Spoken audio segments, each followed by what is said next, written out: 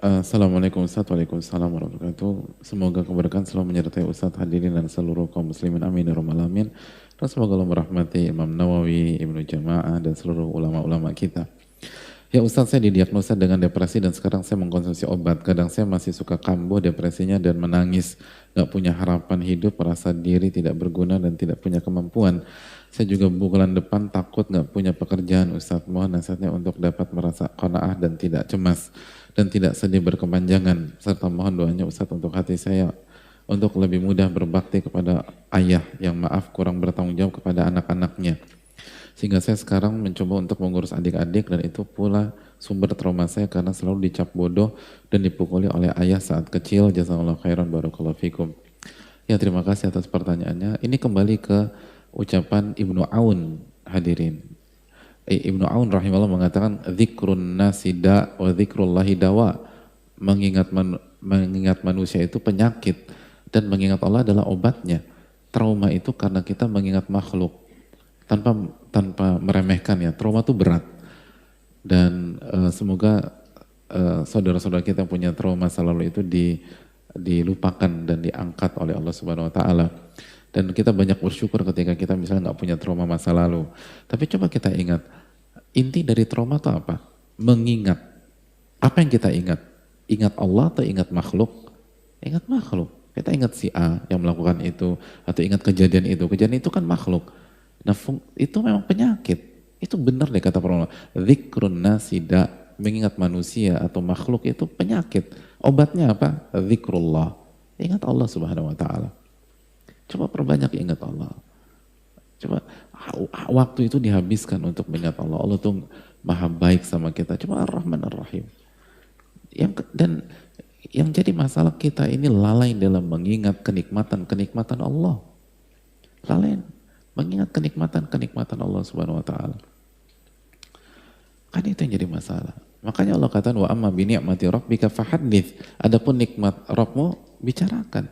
Kita harus senantiasa mengisi waktu dengan mengangkat nikmat Allah, mengangkat nikmat. Itu jadi tenang. Ala bi dzikrillahi tatmainnul qulub. Katakanlah dengan mengingat Allah hati jadi tenang. Yang membuat kita paranoid bulan depan nggak dapat kerjaan itu kan itu ketika kita ingat kondisi sekarang lagi susah, banyak orang di PHK, teman kita yang jobless belum diterima-terima, atau teman kita yang baru saja di PHK bulan lalu kita berikutnya bulan depan, itu yang bikin kita hancur. Kita ingat makhluk. Coba kalau kita ingat bahwa Allah itu Ar-Razzaq, wa fis sama'i rizqukum wa ma tu'adun, di atas langit lah rezeki kalian dan apa yang dijanjikan untuk kalian. Ingat nikmat, ingat Allah Subhanahu wa taala sebagaimana Nabi bersabda sallallahu alaihi wasallam, "Lau kuntum tawakkaluna 'ala Allahi haqqa tawakkuli, la razaqakum kama yarzuqut tayr taghdu khimasan wa taruhu bitana." Kalau kalian benar-benar bergantung kepada Allah, bertawakal kepada Allah dengan sebenar-benarnya tawakal, maka kalian akan diberikan rizki sebagaimana Allah kasih rizki kepada seekor burung yang pagi keluar dengan perut lapar dan pulang sore hari dalam kondisi perut kenyang. Jadi burung itu nggak punya kerjaan tetap hadirin. Gitu. Tapi setiap hari itu pergi lapar pulang kenyang, pergi lapar pulang kenyang. Berarti ini kan masalah iman, masalah takwa. Oleh karena itu hendaknya kita camkan masalah itu. Saya rasa cukup sampai di sini. Jazakallahu khairan.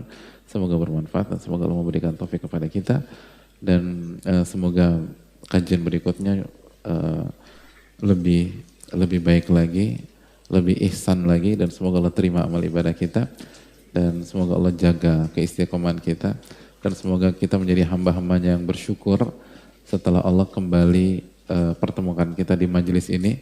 Karena sekali lagi kalau kita nggak bersyukur nanti Allah cabut lagi hadirin. Kalau kita nggak bersyukur nanti Allah bisa cabut lagi nikmatnya, dan kita butuh kajian-kajian seperti ini.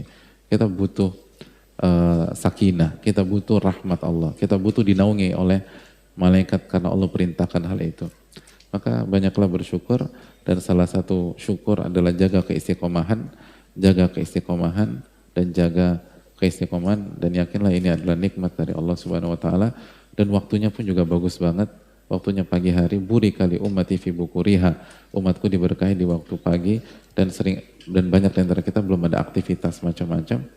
Jadi semoga Allah memberikan kita ilmu yang menjadi penolong bagi kita dan bukan bumerang bagi kita. Amin ya rabbal alamin.